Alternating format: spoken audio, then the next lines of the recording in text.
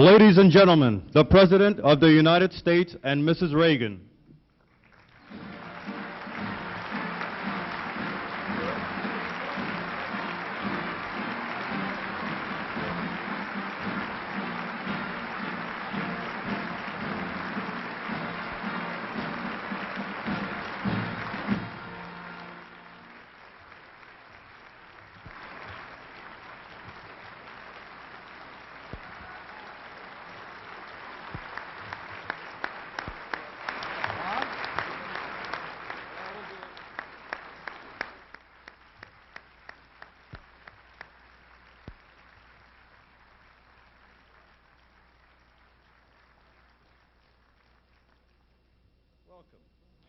Please remain standing for the presentation of the colors by the Joint Armed Forces Color Guard. And remain standing, please, for the playing of the national anthem by the United States Marine Band.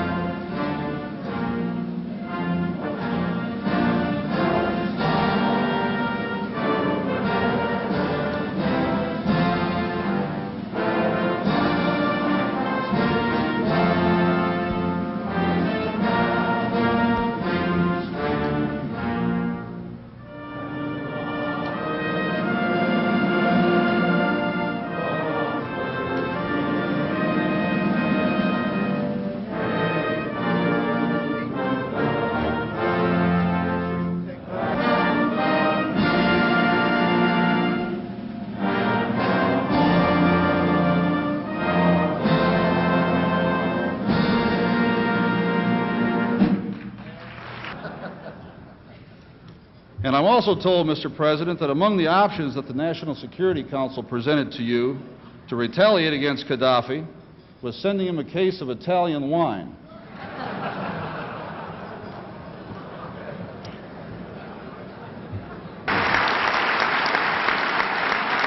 Thank you very much.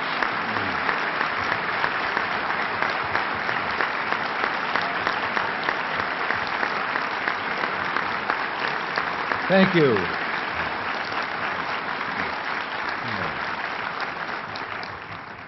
Gary, I think more of Lucky than that.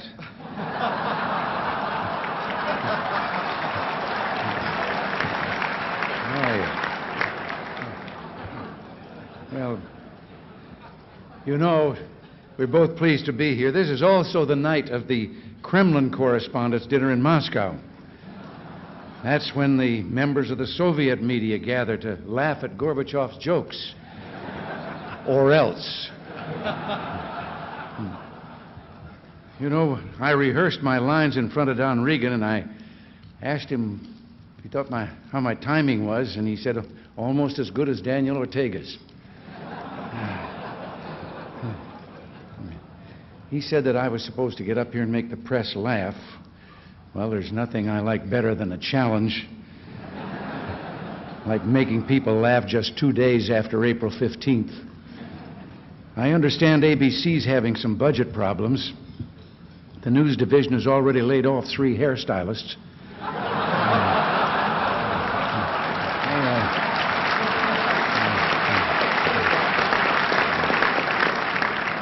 Well, they aren't alone. That sweater Dan Rather wears came from Goodwill Industries. And I hear that NBC is going to do a hard-hitting report saying the only reason Ron Reagan Jr.'s career has taken off is because he has a famous father. And the guy saying it will be Chris Wallace.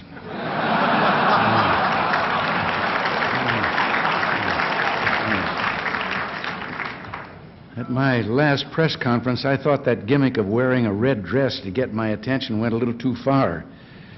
It was a nice try, Sam.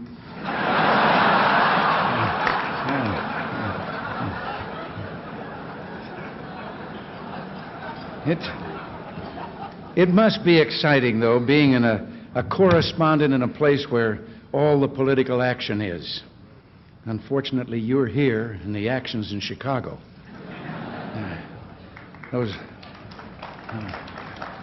Those last few weeks have really been hectic, what with Libya, Nicaragua, and the budget and taxes. I don't know about you, but I've been working long hours. I've really been burning the midday oil.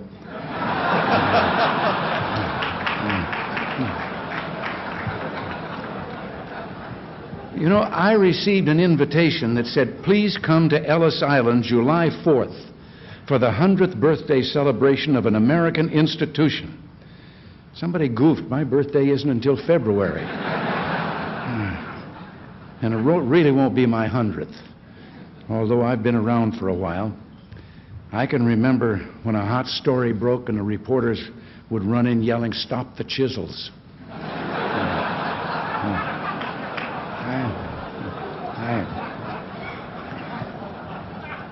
I received another letter from Gorbachev today.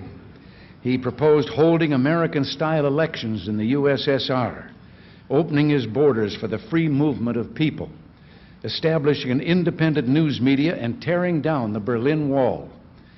Pat Buchanan dismissed it as nothing new.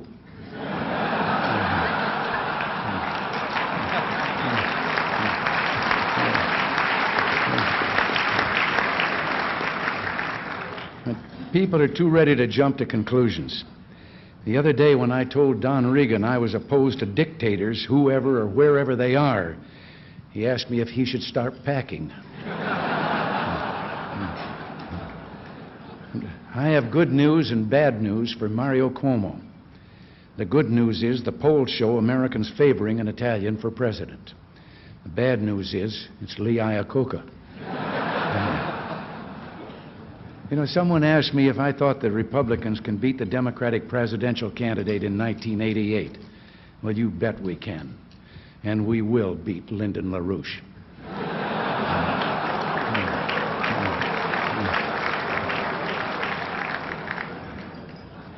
You know, I do follow what you write. One of you just recently wrote a piece questioning why things seem to be going so well for me lately.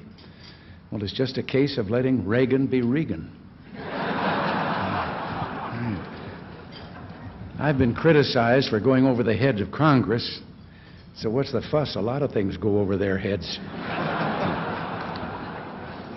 This afternoon, someone told me that the average IQ of Washington had risen by 75 points. I asked him how he accounted for it. He said Dick Cavett just landed at the airport. I know all of you folks are looking forward to hearing Dick Cavett this evening. Dick feels that he was hampered on commercial television because of his image as an intellectual. He was once the centerfold for Reader's Digest.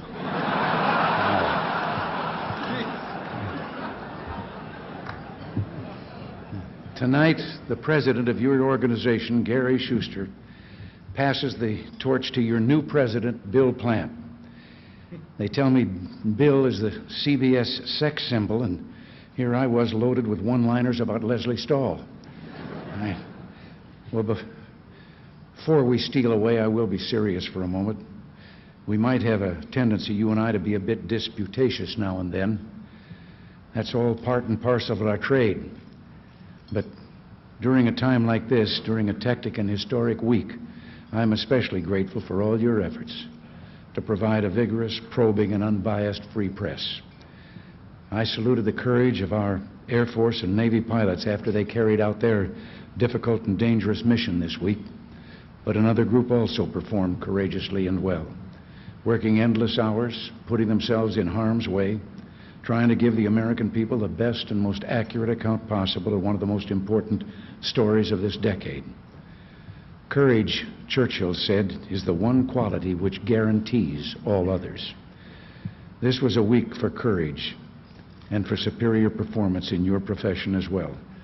And I'm delighted to salute you and all of your colleagues overseas. Well, we've had a fine time here tonight, and I've been especially thankful to feel laughter and patriotism warm our hearts, to know that liberty binds us as one. May it always be so. And thank you for including Nancy and me in these wonderful festivities, and God bless you all.